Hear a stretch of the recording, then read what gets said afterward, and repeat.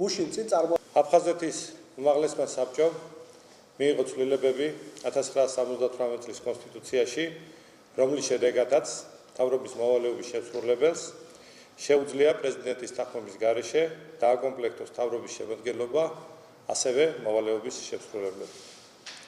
პრობლემა შემდეგშია.